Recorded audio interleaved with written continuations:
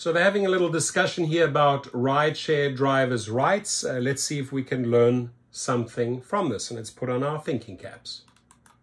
About rideshare drivers, a huge part of our everyday lives. It's all right in our pockets, but those behind the wheel say they're struggling and need state support. Joining me now are Jasenia and Ray, both rideshare drivers, Jasenia in New Haven and Ray in Hartford. Thank you both for being here.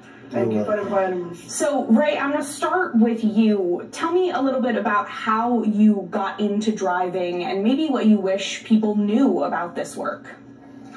Okay, I was driving since I was 16 years old, so, you know, I kind of like driving, Right. You know, and I figure, well, you know, it's a decent way to earn a living, you know? Yeah. But not everybody realizes what the drivers go through. You know, there's so many things like, okay, they would send you there and they tell you have 5 minutes waiting on the passenger. And they tell you you're being paid to wait. You know, and this trip is a $3 trip. So where is the pay that you're being paid to wait? You know what I'm saying? And you find like they treat you like an employee, but they say to you that you're a contractor. You know what I'm saying? So you realize you're an employee that they don't want to be responsible for. You know? Yeah. So it's tough, and it's getting tougher. Like I said before, you know, in another interview, I can remember last year they used to give us $18 to go to the airport. Now it's down to 11 and 12. Wow. The prices of gas is going up, yet the price of the trips are going down. You speak to drivers who do this 7, 8 years, they would say to you, hey man, I used to go out there 5 hours and I would make $200. Now drivers are literally sleeping in their cars, living out of their cars to make $100 and something. 13, 14, 15 hours. So as time goes by, it's getting worse. You know, I like driving, but it's hard to drive under stress. And you're thinking like, you know, you're angry with these guys because, it's true. You know, get to a stage where you think it's kind of disrespectful.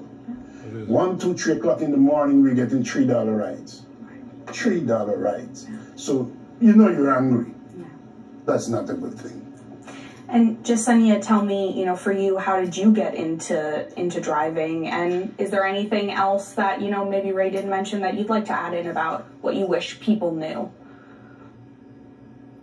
I would like to drivers to know that they saying that we are independent and contractor, but if you literally look at it, we are not. It's true. Because we have to do what they tell us what to do.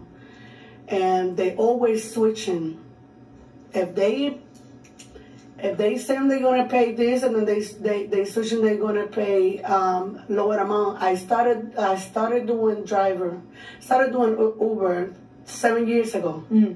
I started college, I went back to college, and then I told myself, how am I going to support myself? So this is how I started everything in Uber. Right. 7 years ago, it was amazing.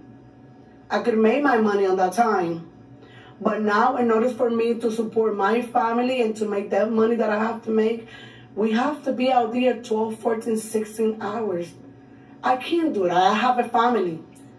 And it's drivers out there, like my friend right here, Ray was saying, that it's drivers sleeping in cars. And I don't think that's right. I think we should have a normal living, you know, and getting paid right, not no $2, $3 right. And so the legislative session here in Connecticut just started last week at the state capitol, and this has been an issue that's been brought up. You know, other states have passed laws with protections for rideshare drivers. We'll start with you, Jasenia. What do you want to see from lawmakers? What are you asking from them at the Capitol? So we actually asking for, we want them to understand our struggle. We serve it to the community. And I want them to understand that we need higher pay. We also asking for transparency, And then we also asking for reciprocity, and then we also asking for deactivation. They are deactivating Wrongful deactivation. Our drivers without no reason. Exactly. And this is not even right because they're living from that. And Ray, can you tell me a little bit more about that reciprocity and the deactivation?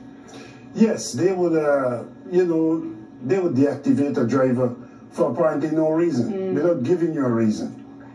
You know? So it's basically like losing your job, right? That's right. Okay. With no reason. Yeah. You know, so it's really, really tough. You know, it's like you're between a rock and a hard place. So, you know, it's like, I can't wait to see and speak to the Mr. Matt Ritter. You know, the House Speaker, as a Hartford residents. You know, it's so important that we get this right. Because, now look at New York. New York sued Lyft and Uber, and they had to pay $328 million. That's a few weeks ago. And you would think these guys would learn from that and try to, you know, make it a little more better for the drivers in other parts of the country. But they continue to do the same thing. Correct. You know, and it's getting to me. Like, why? And Why you gotta fight all the time? And state lawmakers tried to have a bill with protections for rideshare drivers and app workers last year in the state legislature, but it didn't make it across the finish line. You're saying you want them to consider that again this time around. You brought up transparency. We've heard from rideshare drivers that part of the issue, and you both mentioned it, is with knowing how much companies like Uber and Lyft are actually taking out of your pay and out of your tip. Because right now they can take an unknown percentage, correct? There you go. Because last year, or, you know, the older drivers would tell you they used to pay, they'll give you like $140 to New York. Now they offer you $66.70 to New York. Your gasoline is $35. It's a 4-hour going back and forth. So you're driving 4 hours for $30. You know what I'm saying? The real stories, my friend, the real truth. It's harder and harder. I would like to mention something that he's spoken about. New York. Us drivers in Connecticut, when we go all the way to New York and bring a customer out there, right now they are offering to the JF Kennedy from New Haven $52. So that's going in there. They saying that they paying the tolls, but you literally have to pay everything. And it doesn't make any sense. $52, me going all the way to New York, paying gas. In case if I have to stop somewhere because I need to take a break, right? And then also to coming back, we also need to come back empty without nothing. Thank you. So literally we're staying with what, we're like $10 in our pocket. So 4 to 6 hours of our time going to New York and coming back is unacceptable. It doesn't make any sense. I've met a driver who said to me, he went to New York and drove 6 hours. It took him. Wow. And when he got back here, he got $40 is what he made for 6 hours. So you see, there's a lot of false advertising. They tell you, oh, a driver could make $20. But there's no guarantee with that. Because you can sit there and if you don't get a ride, you can't make money. You know what I'm saying? So it's real false advertising. You got to put the hours in. I also want to mention that they be taking from a 50-60% of our pay, and then so what customer doesn't know is that how much do they pay in us, right?